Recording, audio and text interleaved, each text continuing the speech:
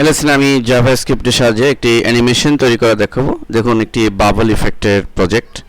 আমরা লক্ষ্য করছি যে পেজের নিচ থেকে একটি বাবল ইফেক্ট হচ্ছে। আপনি আপনার ওয়েব পেজে ধরনের ইফেক্ট দিয়ে আপনার ব্যাকগ্রাউন্ডকে আকর্ষণীয়ভাবে ফুটিয়ে তুলতে পারেন। তো এই প্রজেক্টটি করার জন্য আমাদের কি করতে হবে সেটি আমি আপনাদের দেখাচ্ছি। তো প্রথমে আমরা মূল কোডে ফিরে যাই, মেইন ফাইলের। তো আমাদের মূল কোডটুকুন হচ্ছে এতটুক।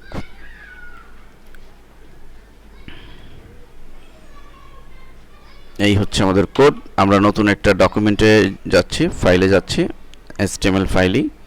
দেন আমরা ডিজাইন মোডে আগে আমরা ডিফাইন করব যে কোথায় থেকে বাবল ইফেক্ট শুরু হবে। যেহেতু নিচ থেকে, তাহলে কার্সারটাকে নিচে নিয়ে আসব এবং আমরা ঠিক অ্যালাইনমেন্টও সেন্টার করে দিলাম।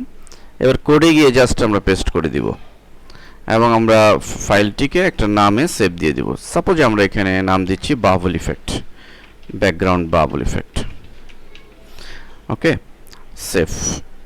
এবং অবশ্যই মনে রাখতে হবে একটি কথা, সেটি হলো যে এই ব্যাকগ্রাউন্ড বাবল ইফেক্টে আমাদের bubble.gif নামে একটি জি ফরম্যাটের ফাইল এই রুটে রাখতে হবে। আমি ফাইলটি দেখাচ্ছি। এই ফাইলে আপনি ফটোশপে তৈরি করে অন্য কালার দিয়ে করলেও অন্যরকম ইফেক্ট পাবেন। তো আর এই ফাইলটি যদি ইউজ করতে চান তাহলে এটি করতে হবে এবং এই নামে এবং এই ফরম্যাটে GIF ফরম্যাটে এটি রুটে রাখতে হবে।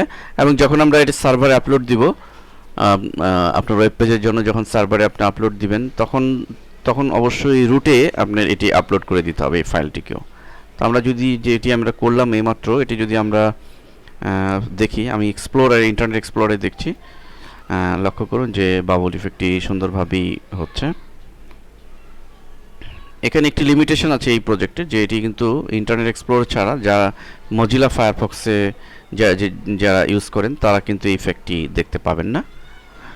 এই লিমিটেশনটুকু রয়েছে। ধন্যবাদ সবাইকে।